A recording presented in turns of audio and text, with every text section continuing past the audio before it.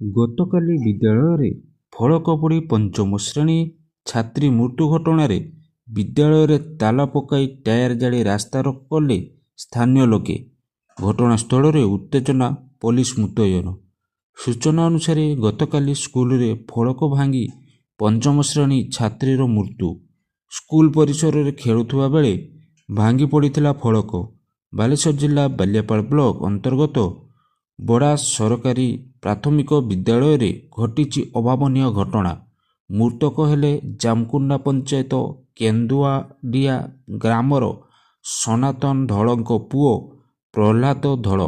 ସୂଚନା ଅନୁଯାୟୀ 3 ବର୍ଷ ପୂର୍ବରୁ ଏହି ବିଦ୍ୟାଳୟରେ ଏକ ନୂତନ କୋଠାଘର ନିର୍ମାଣ ପାଇଁ ସୂଚନା ଫଳକ ଲଗାଇଥିଲେ ଠିକାଦାର।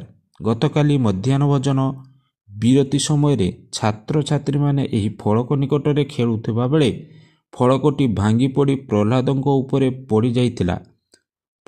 ପ୍ରଧାନ ଶିକ୍ଷକ ପିଲାଟିକୁ ସଙ୍ଗେ ସଙ୍ଗେ ବାଲିଆପାଳ ଗୋଷ୍ଠୀ ସ୍ୱାସ୍ଥ୍ୟ କେନ୍ଦ୍ରରେ ଭର୍ତ୍ତି କରାଇଥିଲେ। ମାତ୍ର ସନ୍ଧ୍ୟାରେ ଅବସ୍ଥା ଗୁରୁତର ହେବାରୁ ପରିବାର ଲୋକେ ବାଲେଶ୍ୱର ମୁଖ୍ୟ ଚିକିତ୍ସାଳୟକୁ ସ୍ଥାନାନ୍ତର କରିଥିଲେ। ମାତ୍ର ସେଠାରେ ଚିକିତ୍ସାଧୀନ ଅବସ୍ଥାରେ ତାଙ୍କର ମୃତ୍ୟୁ ହୋଇଛି, ଯାହାକୁ ନେଇ ସମଗ୍ର ଅଞ୍ଚଳରେ ଶୋକର ଛାୟା